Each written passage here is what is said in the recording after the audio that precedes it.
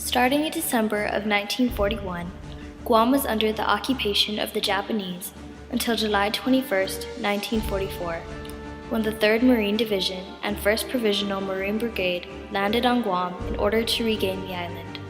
Since their arrival, Guam was destined to change forever.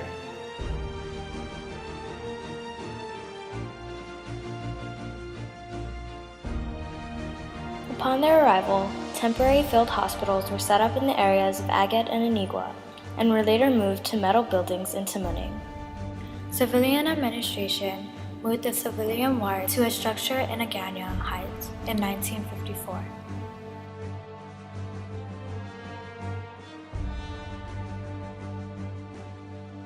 Aside from health services, the military brought with them more education opportunities that would help the people of Guam.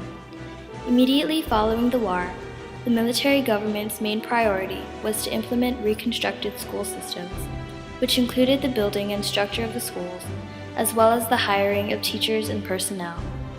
They then moved an almost exclusive secondary school, George Washington High School, from Magana to Mungmung in 1952. This school was open to military dependents and military contract teachers. When the Japanese invaded Guam, the growth of the judicial systems that were taking place were interrupted. The end of the war brought changes to Guam's social, economical, and political makeup, which would affect the judicial systems as well. When the island was liberated, exception military courts were created for civilian trials. The next systems after that were the Summary Provost Court, the Superior Provost Court, and finally the Military Commission, which was the highest court.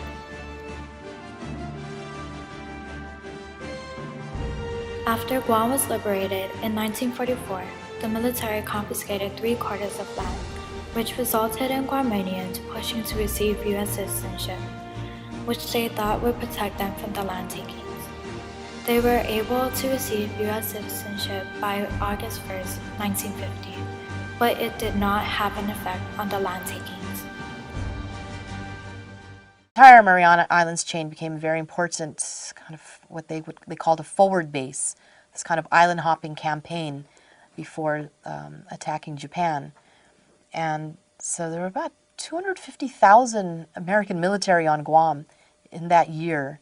The entire island was being heavily used by all branches of the American military. And part of that, of course, was taking land because they needed a place to put all of these soldiers. And the Chamorros at that time, at the end of World War II, the Japanese had moved most of the Chamorros to a concentration camp called Manengun in Jotnya. So many of the Chamorros had been out of their villages. So when the military comes in a sense, they're not evicting people from their villages because most of the people had been in the concentration camp and then were moved into rehabilitation camps that the Navy set up.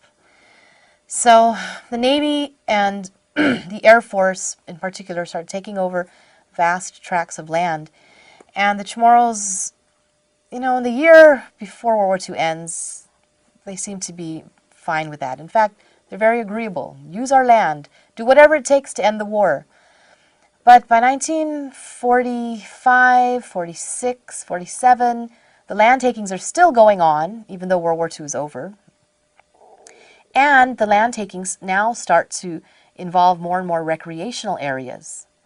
Land for golf courses, land for private beaches for the military, land for military clubhouses and officers' clubs. And those land takings start to make Chamorros get a little bit upset that now my farm has now become your golf course.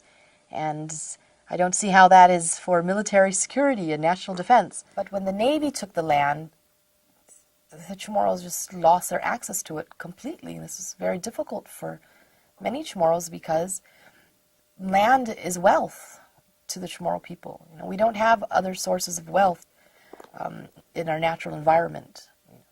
And so land has always been very key about who you are, what's your clan, where you live, where's your land. It's all interconnected. And after the war, because so many people lost their land, first of all, their families' lives were in chaos. They just had to deal with where am I going to live? And then there's the whole economic issue. And so how am I going to feed my family?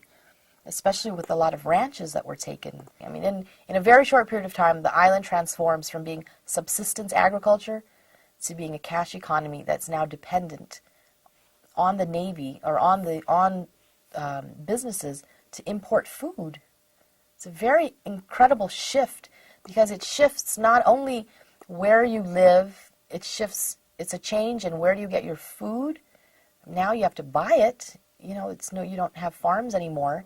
And that changes everything. It changes the value people place on education, because now, in order to feed your family, you need a good job. You can't rely on your ranch. So now education becomes emphasized, speaking English becomes emphasized, because it's all a part of feeding your family.